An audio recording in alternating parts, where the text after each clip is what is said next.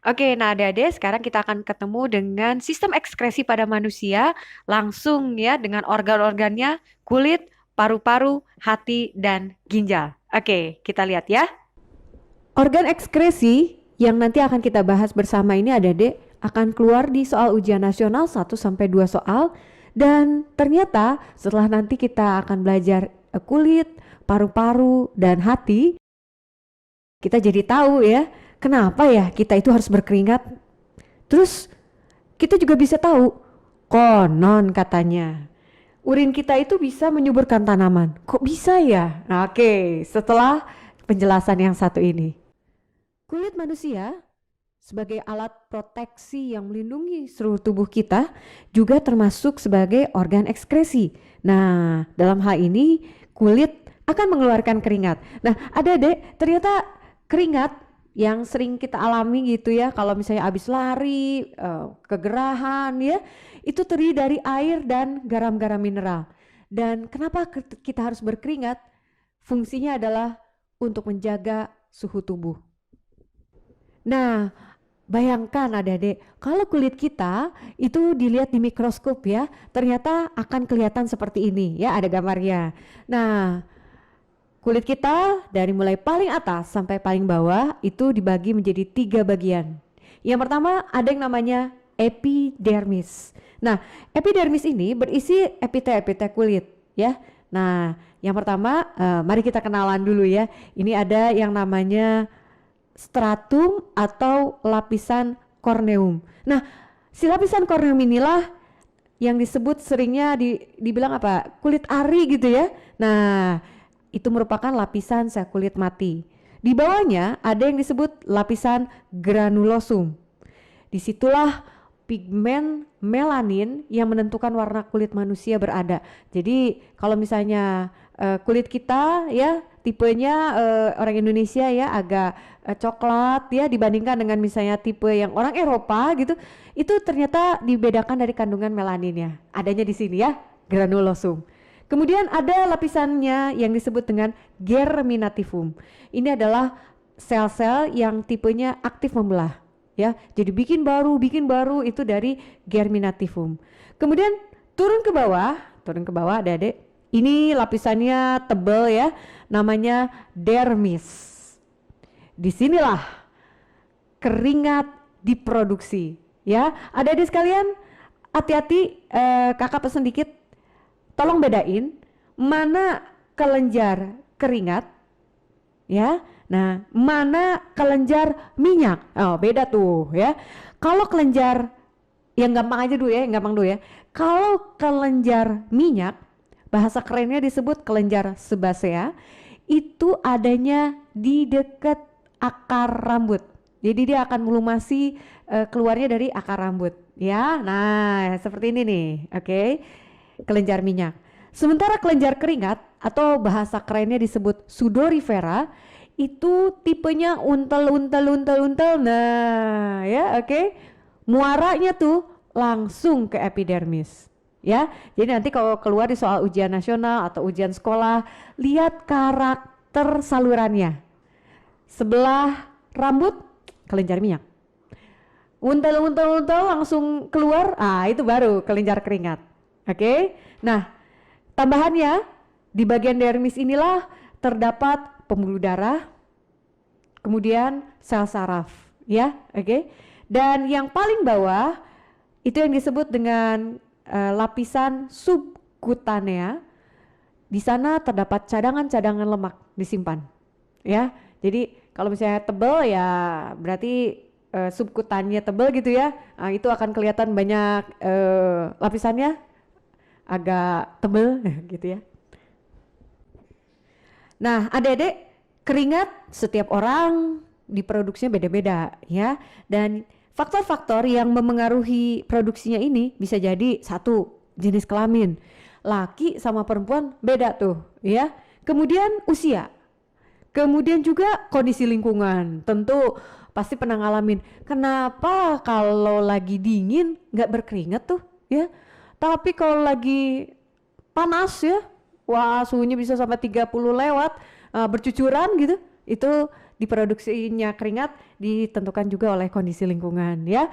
Dan bisa jadi, nah ini ya, ini yang sering kita alami, jenis aktivitas yang kita alami adik-adik akan menentukan perbedaan produksi keringat satu sama lain. Kalau soal ujian sekolah nih adik-adik ya, nah kalian juga ujian semesteran nih keluar soalnya bisa pakai gambar ya. Nah kalau ada gambar kayak begini, ini adalah penampang melintang kulit dan kalau ditunjuk X-nya katanya ya, X itu apa gitu. Nah ternyata kita bisa lihat penanda X ya, itu akan menunjukkan kepada kelenjar keringat ya, atau bahasa kerennya apa tadi, sudorifera. Oke, jelas fungsinya adalah untuk mengeluarkan kelebihan air, garam-garam dari tubuh kita. Jadi jawabannya adalah B. Nah sementara hati adik-adik itu fungsinya ada dua, bisa jadi fungsi umum ya, nanti kita lihat ada fungsi khusus buat ekskresinya. Nah fungsi umum itu bisa mengubah glukosa kalau banyak di badan kita itu akan menjadi glikogen ya. Nah glikogen ini adalah cadangan glukosa dalam tubuh. Juga bisa jadi tempat perombakan eritrosit tua ya. Nah nanti kalau eritrosit kita usianya udah tua ya, itu nanti akan diubah jadi pewarna empedu atau bahasa kerennya biliverdin, dan jadi pewarna urin yang ngewarnain warnanya kayak gitu ya, kuning ya. Oke, feses juga ya. Nah itu namanya bilirubin, dan ini yang paling sering kita kenal fungsi hati adalah menetralisir racun. Nah itu tadi fungsi umum.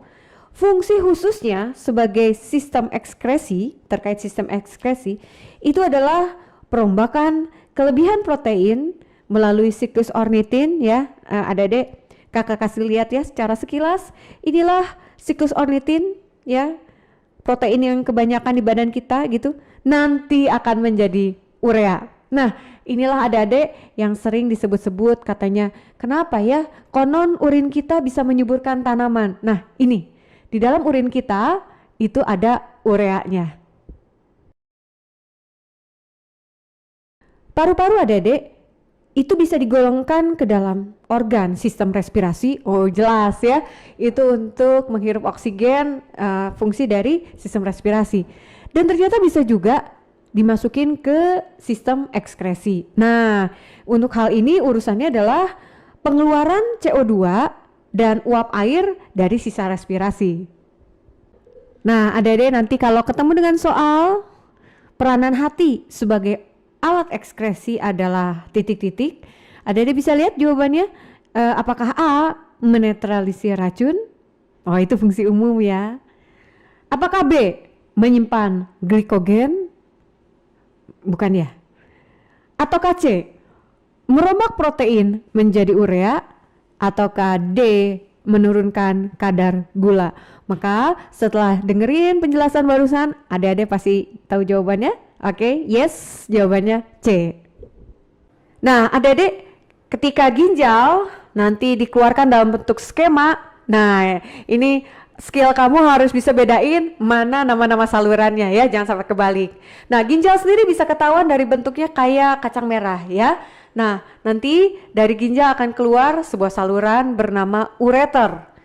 Hati-hati jangan sampai kebalik dengan nama uretra, karena uretra itu ada di bawah kantung kemih ya. Nah kemudian kalau kita lihat seandainya ginjalnya dibagi dua, ternyata kita bisa lihat ada dua tekstur yang berbeda. Tekstur halusnya nanti bagian kulit itu disebut dengan korteks ginjal. Sementara kalau dilihat di skema itu bentuknya kayak piramid ya, oke. Nah itu yang disebut dengan medula ginjal. Dari masing-masing medula yang kayak piramid tadi itu nanti akan ada saluran-saluran ya, berkumpul semuanya di pelvis ginjal, dan adik-adik bisa lihat lagi sebuah nama ureter ya. Oke, nah sekarang bayangkan juga seandainya belahan ginjal ini kita lihat di mikroskop gitu ya. Nah nanti akan ketahuan kontur satu buah sel dari ginjal. Adik-adik namanya satu sel ginjal disebut nefron. Hati-hati jangan sampai terbalik dengan neuron. Kalau neuron itu iya betul sel saraf. Kalau sel ginjal namanya nefron ya. Nah, nefron ini ada kelihatan kayak begini ya gambarnya ya. Oke. Di bagian korteks ya, disitulah kita akan berkenalan dengan sebuah kata badan Malpighi ya. Badan Malpighi merupakan kolaborasi antara glomerulus dan kapsula Bowman ya. Nah, segini ya. Oke, itu yang disebut dengan badan Malpighi. Kemudian ada saluran, bahasa kerennya disebut tubulus.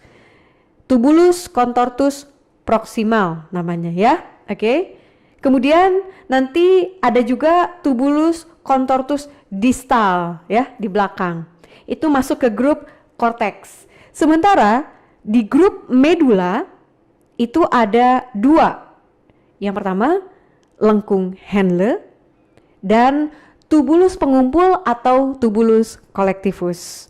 Dan yang terakhir tentu saja tadi kita udah kenalan juga di awal namanya pelvis renalis ya gitu. Nah itu satu buah nefron. Setelah tadi kita lihat apa sih komponen-komponen yang ada di dalam nefron. Nah sekarang kita akan cek bareng-bareng sebetulnya nefron itu buat apa sih adik-adik. Nefron itu adalah tempat proses pembentukan urin ya, kejadian sehari-hari ya. Nah sekarang kita lihat sama-sama prosesnya. Itu dimulai dari glomerulus. Disitulah pertama kali yang disebut dengan filtrasi. Dari kata filter, inilah proses penyaringan darah dan hasilnya nanti kita panggil namanya urin primer. Nah, urin primer ini ternyata masih mengandung zat-zat yang masih berguna. Contoh ya, di situ masih ada air jelas, glukosa, asam amino, vitamin, mineral jelas masih ada juga, oke? Dan zat yang memang mau dibuang betulan. Contohnya urea, urea. Kayak di video berikutnya, video sebelumnya ya, itu ada istilah urea, ya betul sekali. Itu adalah produk dari sistem ekskresinya hati atau hepar ya. Nah kemudian ada kreatinin, ini sisa kontraksi otot, itu yang menyusun urin primer. Nah terus sekarang bayangkan ya, si urin primer ini akan masuk ke dalam tubulus proksimal. Dan di tubulus proksimal, di situ akan terjadi peristiwa kedua pembentukan urin yang disebut reabsorpsi. Nah, reabsorpsi ini dari katanya kelihatan ya, reabsorb ya. Penyerapan kembali zat-zat yang masih berguna yang ada di dalam urin primer tadi ya. Jadi yang penting-penting diambilin gitu ya, oke? Dan hasilnya disebut urin sekunder. Nah, urin sekunder ini mengandung air, mineral, urea dan kreatinin ya. Kemudian bayangkan si urin sekunder ini akan masuk ke Henle, naik lagi ke atas, masuk ke tubulus distal, dan inilah proses terakhir pembuatan urin. Mari kita kenalan, namanya augmentasi. Dan augmentasi ini adalah proses penambahan zat-zat yang tidak berguna lagi ke dalam urin sekunder, maka produk jadinya namanya urin ya. Oke, nanti semuanya akan berkumpul di ujung yang disebut dengan tubulus collectivus. Nah tadi disebutkan pas di awal-awal kalau soal dari ginjal ini rajin keluar di ujian nasional. Kita buktikan ya, contohnya tahun 2017 adik-adik keluarlah gambar begini ya. Katanya perhatikan gambar struktur nefron ginjal berikut. Pada bagian X terjadi proses apa ya? A, B, C, D. Coba kita lihat X-nya. Oke ya. Nefron bagian X itu adalah bernama glomerulus. Udah pasti kalau itu adalah tempat terjadinya proses filtrasi atau penyaringan darah. Jadi adik-adik, semoga UN kamu soalnya kayak gini juga ya. Jadi jawabannya tentu A. Dan mari kita lengkapi adik-adik skill kita di sistem ekskresi ini dengan gangguan pada sistem ekskresinya ya. Nanti harus kenalan dengan nama-nama kelainan atau penyakit, diantaranya bernama albuminuria ya. Albuminuria ini kedengar dari katanya ada urea, urin, oke, good. Kemudian ada kata albumin. Nah, albumin ini protein ya. Nah, di sini kelainan ini sebetulnya yang rusak adalah bagian ginjal, bagian glomerulusnya ya. Jadi rusak di bagian proses filtrasinya. Jadi gara-gara itu filtrasinya error gitu ya. Di urin kita itu bisa ditemukan adanya protein molekul besar ya, bahaya tuh. Kemudian, nah ini sering dengar ya, namanya batu ginjal ya. Ginjal kita berbatu gitu, ternyata ginjal kita mengoleksi endapan batu berupa namanya kalsium fosfat di saluran ginjalnya. Bisa di salurannya, bisa di ginjalnya, atau mungkin nanti jatuhnya ke kantung kemih. Nah, terus ada lagi yang namanya diabetes insipidus. Hati-hati ya. Bukan diabetes yang kamu kenal itu ya. Yang diabetes yang kamu kenal mungkin namanya diabetes mellitus ya. Tapi yang satu ini bernama diabetes insipidus ya. Apaan tuh ya? Diabetes insipidus itu adalah sebuah nama untuk peristiwa pengeluaran urin yang berlebihan ya. Kalau bahasa tradisionalnya ada yang bilang beser gitu ya. Nah, itu ternyata gara-garanya adalah kekurangan hormon anti diuretik yang nanti akan bekerja pada ginjal ya gitu. Dan yang terakhir yang perlu ditingkatkan skillnya adalah mengenal sebuah nama nefritis dari kata nefron dan itisnya itu radang ya, radang nefron.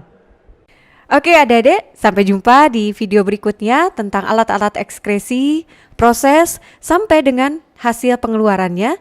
Nah, ditutup nanti dengan bagaimana kelainan-kelainan penyakit pada masing-masing alat ekskresi tersebut. Sampai jumpa.